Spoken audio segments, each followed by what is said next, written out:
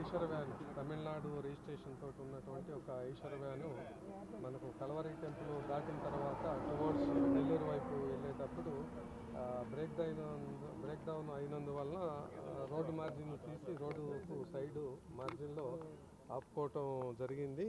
అది ఎప్పుడు జరిగింది, ఎన్నింటప్పుడు జరిగింది అన్నది కూడా మనకి ఇంకా పూర్తిగా తెలియదు. డ్రైవర్ అయితే అందుబాటులో లేడు. అయితే ఇప్పుడు మళ్ళీ రెండోది ఇట్లా స్టేషనరీగా ఉన్నటువంటి వెహికల్ని లోకేష్ అని చెప్పేసి మనకు అరవపాలెం అబ్బాయి టువర్డ్స్ అరవపాలెం వెళ్తూ దానికి సైడ్ డాష్ ఇచ్చి రోడ్డు మీద పడిపోవటం వలన పడిపోయినాడు. అతనే మళ్ళీ వాళ్ళ బంధువులకు కూడా కాల్ చేశాడు. కాల్ చేసి వాళ్ళు వచ్చి తీసుకొని హాస్పిటల్కి తీసుకెళ్ళారు. తర్వాత అక్కడికి వెళ్ళేటప్పుడు చనిపోయాడని చెప్పేసి తెలిసింది. వాళ్ళు చెప్పిన దాని మేరకు ఇంకా పూర్తి సమాచారం తెలియాలా.